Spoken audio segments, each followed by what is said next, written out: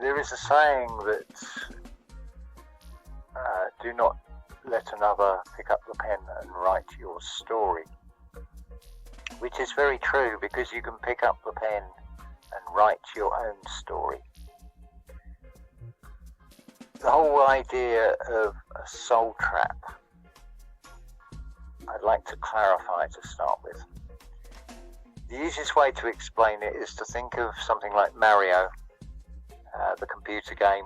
You go through level 1 and you succeed.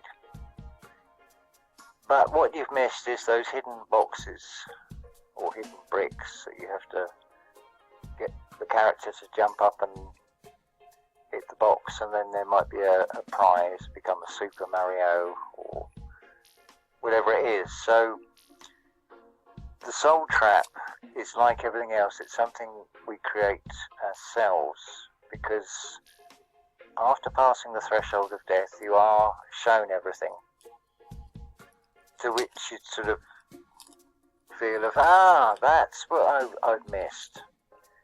So you then elect to go back again, and so it's not an unfair advantage. You can't generally sort of call on the previous experience. The paradox is, when you first come into this reality at birth, you know far more, but the knowing how to tap into that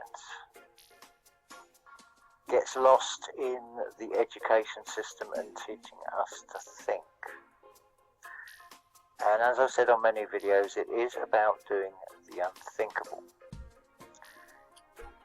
That doesn't mean take your own life. Far from it. It means save your own life. So, for example, if you were diagnosed with something, the clue is in the word diagnose or diagnosis. Because someone who is agnostic is someone who acknowledges a creator but is not really sure. But is at least open, so you don't really want to die not knowing the truth. So you may get told you're terminally ill, or you've got this or that wrong with you. But the thing to remember is, in this reality, which really covers science and pretty much everything else, it's all something you can point to, something you can measure. But it doesn't tell you what it actually is. For example, if you look in Gray's Anatomy, you can look up what the pineal, where the pineal gland is in the head, but it won't tell you what it does. So you'll get a load of things that were described as symptoms, which somebody will assess and say, from what you've told me, you've got this or you've got that. So you're then being offered a script. Now, are you going to take it? In the case of a doctor, that would be a first opinion, because you can get a second opinion. Therefore, the diagnosis is just an opinion. Now, what if I was to tell you that you can overwrite all of that? And speaking from experience from 3 injuries, and immediately after injuring myself, the first one was burning my finger on a hot grill under a stove or cooker. And I thought, ouch, that's going to blister. And I thought, no, catch in the moment. So now it's like a video game. Anything external, it is like a film. So in your mind, you rewind to just before where you burnt yourself, but now you play it forward without the burning sensation, or without actually burning yourself. Yes, the body will be sending signals that you have a burning sensation, but this is where you can overwrite the story with your mind and impress upon yourself that there was no burn. You replay it in the mind and you see it as the way you wish to see it. After a night's sleep, you will have no sensation of any burn. There will be no blister. This has been my experience. The second one was falling off a chair, and I landed badly on the base of my spine, and in the moment it's like, ouch, that hurt. But again, same thing.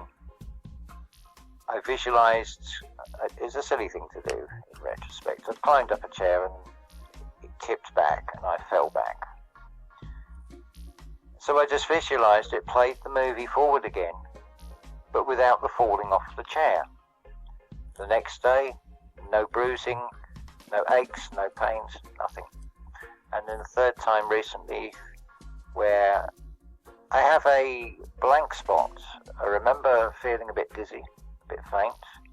The next thing that I can consciously remember is laying in bed, my head is pounding, it's wet at the back, and I thought, I must have fallen on the tiled floor. But that's like a concerto, because there's blank spots. I don't remember falling, I don't remember getting up again and then getting into bed. So I thought this is going to be an interesting challenge, but it's like a cadenza and a concerto where the soloist gets to write their own part within a certain number of bars. So you write your own cadenza. So I was able to create in the mind what had happened, which was I got into bed. And it certainly helped diminish the aches in the back. It certainly helped with completely getting rid of the throbbing sensation on the back of the head. That's the only thing really that sort of stayed there. Was a bit of bruising, which was as much as anything else as a reminder of, no, I didn't dream all that, it really did happen. But I take responsibility for it because I manifested it, because I said I have to put myself through something to be able to talk from a position of experience. So going back to what I was originally talking about with you get a diagnosis, whatever the reason, you've got X number of months or whatever to live, you're going to accept that. I can understand if you're in serious pain, you may have the tendency to say yes, but what if you can reprogram the body back into good health? Would that not be worth trying? It requires surrendering to self. What that means is you don't misinterpret the signals that are coming from the body. You see them as a warning to just rest. Excuse me. And allow yourself to reset. You can do breathing exercises, which, for example, you could breathe in normally and then at the end do the extra sniff. So you're filling your body with oxygen. I would recommend not doing that more than 3 times, maybe in the morning, middle of the day, and then early evening, and maybe just before bed. You could increase it maybe to 10 times, but if you feel the slightest sensation of tingling in the fingers or toes, then you need to give your body a shake because you've over-oxygenated yourself. The expression is the breath of life, so it's in the breathing in. The breathing in is that feeling of excitement. The breathing out is a letting go. It's almost disappointing in comparison, but it's an ebb and a flow. So you are breathing life into yourself when you breathe.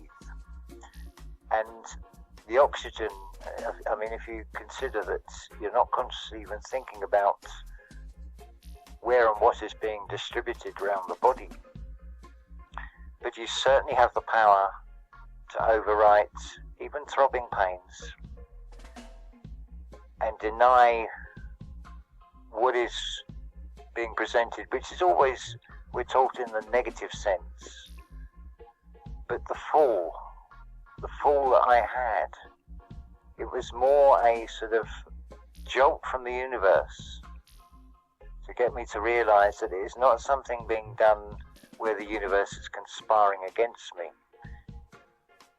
In that very act of something that you would perceive as bad, something very positive has come out of it. It requires breaking pattern, doing the unthinkable, So if you are diagnosed with something that is basically on the lines of you've got X number of months to live, there's nothing we can do for you. You could say over my dead body, excuse the pun, you could prove, doesn't matter to anybody else, but you could prove to yourself that you do have the ability to overwrite anything. You can correct things. A lot of it is just understanding the sensations that are coming from the body are actually very revealing. The cows will not graze unless the meadow is already there. So the conditions have to be right for the cows to go and graze in a particular spot. Likewise, an illness cannot take hold in us unless the conditions are right. If we are holding doubts, fears, negative thoughts, what-ifs, and worries, and so on, that is setting ourselves up for a fall. But you can rise again. You can come out of it. It takes an awful lot of courage, particularly if you've got family all around who are saying, no, you have to listen to the doctor. You must do what they say. Who says you must? How important is your body to yourself? How important is this experience that you find yourself in? How much would you much rather be free from pain and be able to appreciate it and be able to see the contrasts? It may be that you're going through symptoms of something because the body is trying to communicate something for you to have a radical change of mindset, to break the pattern and do something different. We are very much like ants in a way. If you observe ants, you'll get the little scouts, and they will go a particular way. They may then turn back and then take a different route. If it is the correct route, they leave a scent trail, which is an essence trail. That is something going on inside all of us. We are like ants. We are participants, after all. We are occupants, and so on. Clues are always in the words. So you go with that scent trail, the essence trail of the intuition. Do what's right for you, not what other people tell you. Don't let them pick up the pen and write your story. Take control of your story, take control of your experience, so it is a far more positive one for yourself. And by extension of that, with the change that you will go through, it will inspire others. It will have a beautiful knock-on effect. And as much as anything else, you can say, I'm not having this script that I've been offered here. I'm not playing that part. I'm writing my own script because I can write a better story than the one that is being given to me. It is going back to the analogy with the computer game. Are you going to let that character just stand there and then the screen will start scrolling? It's on a timer for each level, which represents between birth and death. So there's a finite amount of time in this reality. And if you don't take control of that character, the computer will just push it down the first rabbit hole or whatever. And you'll have to come round again.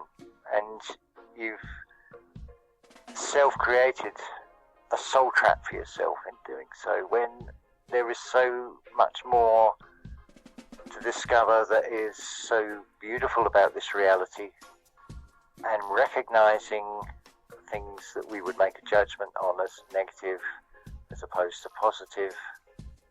It's being able to see the balance between the two. It's being able to sit in the discomfort, but having the courage, the core age, CRH, courage, to be able to walk your path and do what your intuition is telling you to do. We are our own student and teacher after all. So I hope this message will reach somebody that really does need it, and they will break pattern and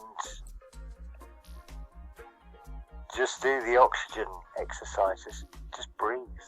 It's something we do anyway. But how many times do we consciously think of it or take control of that breathing? Because we have the ability, that is how we can communicate with the body directly, is through the breathing, through allowing more oxygen, more flow, but keeping it in balance so we don't over-oxygenate ourselves as well.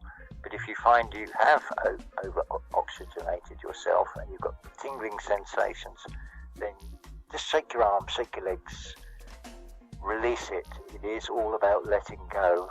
And in that letting go process, something far more beautiful will come through.